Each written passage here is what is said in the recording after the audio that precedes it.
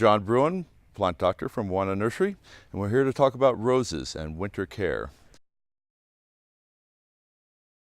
So here we have a classic rose, hybrid tea, and it has spent flowers. It got hit with a hard frost, and so we could leave it like this over the winter, but to clean it up, we try to minimize pruning by just maybe doing something of this nature. You do not want to cut roses as you would in warmer climates hard. When you cut a rose back hard, it gears it for growing. So when you cut a rose back here as you would in a warmer climate, and you've now geared that for growing. And in Nevada, we have the unique problem of warm, cold, which roses do not understand, and they respond to that warm temperature and they grow. So you want to really just keep the really minimum pruning method. And some general rules, I try to keep it at 6 inches, no more than, and just sort of clean up the bush, because you're going to be back here in April of the following year to do your hard pruning at that point. So now one thing, these roses are spent. If I had a rose hip, I would consider leaving that for wildlife habitat, because that is a very valuable source of food for the birds and other critters in the world. And there, the top of this plant looks really good right now, and I would be very satisfied leaving that over the winter. There is some other things to watch out for. In September, we often have a second influx of aphids, and I can see by the glistening of the foliage that there have been aphids on this rose bush. So I would consider spraying of a all-season oil to kill the aphid eggs that are going to overwinter on this bush.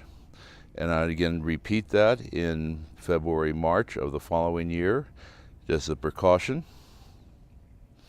And if I had any powdery mildew, I would also, after a period of 2 weeks, spray it with a copper fungicides to kill those spores for the powdery mildew. That will minimize next year's efforts to combat those two major pests on roses. So here we are back at the rose, and we're now going to be concerned about protecting it through the winter. And at the bottom of this rose, being the hybrid tea, there's a graft, which is a swelling, a knuckle, and that's right here at the bottom. That is a point where they've grafted on our beautiful pink rose onto a very hardy rootstock that is aggressive for water. And that's the way roses are grown, many of them. And that graft in the hot and cold segments of our winter will expand and contract just as any other material does when it gets hot and cold. That can destroy the graft. So we have our favorite product here, soil building conditioner, and we want to cover that graft after a hard freeze, which we've had, and that graft will then be insulated from that hot and cold changes, and that will come through the winter much healthier. In addition, we have our mulch that we strongly recommend all our gardens have around to conserve moisture. Okay, so that's sufficient. If you're in a high windy area, you might want to put more down because it will blow a bit depending on how much moisture it gets.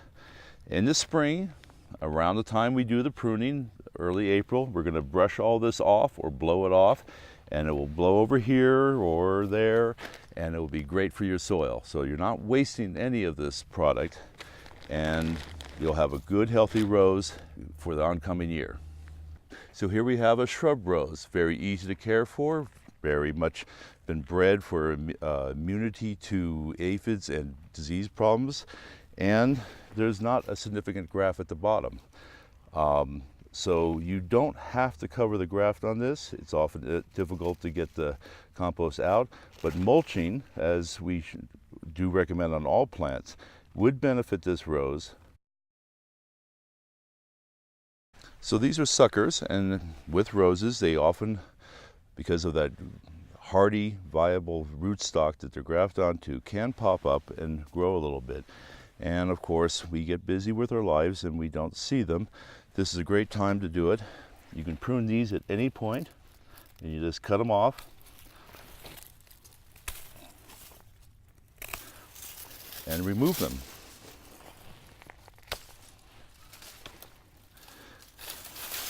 And that way, all the energy for the rose goes to the rose that we want. So once again, this is Jon Bruyn from Moana Nursery, and this is Winter Care on Roses.